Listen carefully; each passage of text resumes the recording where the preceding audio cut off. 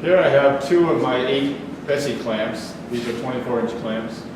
This one works perfectly, no problems, as do all the other Bessey clamps I have, except for this one. This one, the sliding jaw will not move along the bar. I tried various positions handle, but I can't slide more than a click or two at a time. I have gotten it off the bar, moving it a click or two at a time. Tried it on this bar, had the same problem. Tried this head on this bar, it works fine. So the problem appears to be with this sliding jaw.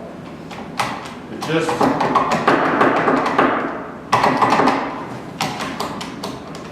won't move along the bar. Thank you.